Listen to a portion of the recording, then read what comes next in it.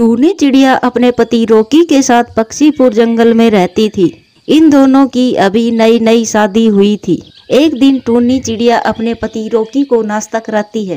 तभी टूनी का पति रॉकी टूनी की तारीफ करता है। टूनी, तुमने बहुत अच्छा नाश्ता बनाया है। तुम्हारे हाथों में तो जादू है। मैं तुम्हारी जितनी तारीफ करूं उतनी कम है। जब से हमारी शादी हुई है तब से मैंने बाहर का खाना ही छोड़ दिया, क्योंकि मेरी पत्नी ही इतना स्वादिष्ट खाना जो बनाती है। बाहर का खाना फीका लगता है मुझे। बस बस अब तारीफ ही करते रहोगे या नाश्ता भी खत्म करोगे? दोनों ये बातें कर ही रहे थे, तभी डोरबेल बजती है और टूनी दरवाजा खोलती है और सामने टूनी की सहेली चिंकी होती है। हेलो टूनी, कैसी हो तुम? मैं यहाँ से गुजर रही थी, तभी तेरा ख्याल आया तो सोचा तेरे से मिल कर जाऊँ। चिंकी, घर पर सब ठीक है? हाँ सब ठीक है। मैं तुझसे मिलने आई हूँ तो कुछ दिन तेरे साथ रह जाऊँ, अगर तुझे ठीक लगे तो। ज्यादा नहीं, कुछ ही दिन रुकूंगी। अरे तू रह लेना, तुझे जितने दिन रहना है, मुझे बहुत अच्छा लगेगा। टूनी चिंकी को नाश्ता करवाती है। चिंकी नाश्ता करते हुए रॉकी को बोलती है, अरे जीजू, मेरी फ्रेंड खाना अच्छा बनाती है ना, आपको अच्छा लग रहा है ना? ये बात तो तुमने बहुत सही कही। बहुत ही टेस्टी खाना बनाती है टूनी। मैं तो दीवाना हो गया इसका। टूनी की किस्मत कितनी अच्छी है, उसे इतना अच्छा पति मिला है जो उसकी कितनी तारीफ कर रहा है। नहीं तो आजकल सब अपनी पत्नियों की बुराई ही करते हैं। काश रॉकी जैसा पति मेरा होता तो कितना अच्छा होता। भगवान क्या किस्मत लिखी है आपने। चिंकी, कहाँ खो गई हो? देख रहा हूँ जब से आई हो तब से खोई खोई नजर आ रही हो। ठीक तो हो ना? अरे जीजू, नहीं नहीं, ऐसा कुछ नहीं है, ठीक हूँ मैं। कुछ देर बाद रॉकी ऑफिस चला जाता है। टूनी और चिंकी आपस में बातचीत कर ही रही होती है। तभी चिंकी टूनी से कहती है, टूनी, जीजू तेरा अच्छे से ख्याल रख रहे हैं ना? आजकल होता कुछ और है और दिखता कुछ और है। पागल है क्या? तेरे जीजू मेरा बहुत अच्छे से ख्याल रखते हैं और मुझसे बहुत प्यार करते हैं, चाहे हालात कैसी भी हो। तुझे ऐसा क्यों लगा? किस्मत वाली है जो तुझे रॉकी जैसा पति मिला। लेकिन तुमने वो बात तो सुनी होगी ना, समय बलवान होता है, कब क्या हो जाए किसी को कुछ पता नहीं होता। तू बहुत किस्मत वाली है जो तुझे रॉकी जैसा पति मिला। लेकिन तुमने वो बात तो सुनी होगी ना कि समय बलवान होता है, कब क्या हो जाए किसी को कुछ पता नहीं होता। चिंकी, लेकिन अगर समय के साथ प्यार बदल जाए तो वो प्यार कैसा? और मुझे अपने प्यार पर पूरा भरोसा है, वो कभी नहीं बदलेगा। रॉकी मुझसे बहुत प्यार करते हैं और मेरा पूरा ख्याल रखते हैं, तो तुझे अपने दोस्त की चिंता करने की कोई जरूरत नहीं। और शाम को रॉकी उदास घर आता है। वो बहुत परेशान दिखाई दे रहा था।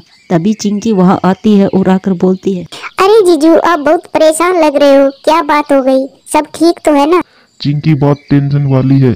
लेकिन मेरी जॉब चली गई है और घर के हालात ऐसे नहीं कि मैं बिना जॉब के घर खर्च चला सकूं। बिना जॉब के कंडीशन खराब हो जाएगी मेरी। अरे जीजू, आप टेंशन मत लो, मैं हूँ ना आपके साथ। और मेरे पापा बहुत बड़े बिजनेसमैन हैं और मैं इकलौती वारिस हूँ उनकी। और आपको किसी चीज की जरूरत हो तो मैं आपकी हेल्प कर सकती हूँ। थैंक यू चिंकी, मेरे बारे में इतना सोचा। लेकिन ये बात टूनी को मत बताना, वो छोटी छोटी बातों की टेंशन ले लेती है। मैं नहीं चाहती कि वो टेंशन ले। आप और मैं मिलकर सब ठीक कर देंगे और फिर बाद में बता देंगे। हाँ, तुम ठीक कह रही हो। और ऐसे ही समय गुजरता गया और चिंकी रॉकी के साथ ज्यादा समय बिताने लगी। धीरे धीरे चिंकी को रॉकी से प्यार हो जाता है और एक दिन रॉकी से बोलती है, जीजू, आपको नहीं लगता कि हमारे रिश्ते को एक नाम देना चाहिए? क्या मतलब? मैं समझा नहीं। मुझे आपसे प्यार हो गया है। मुझे लगता है कि हम दोनों को हमेशा के लिए एक हो जाना चाहिए।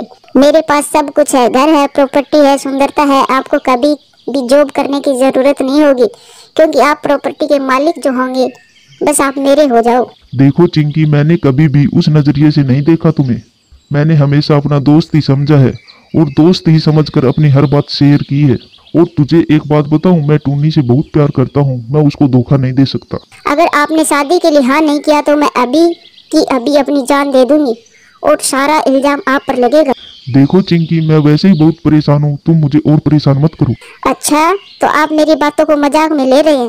मैं अभी बताती हूँ कि मैं क्या कर सकती हूँ। और चिंकी पास में रखा चाकू उठाती है और मारने ही वाली होती है। तभी वहाँ टूनी आ जाती है और टूनी एक जोरदार थप्पड़ मारती है चिंकी को और गुस्से में बोलती है, शर्म आती है तुझे अपना दोस्त कहने में भी? मेरी दोस्त होते हुए भी तू मेरा घर बर्बाद कर रही है। मैंने आंख बंद कर भरोसा किया था आप पर और तू मेरे साथ ये सब करने की सोच रही है। कैसी दोस्त है तू? तू तो मेरी सौतन बनने की सोच रही है। दोस्त तो वो होता जो चाहता है कि मेरे दोस्त का घर बसा रहे, वो हमेशा खुश रहे।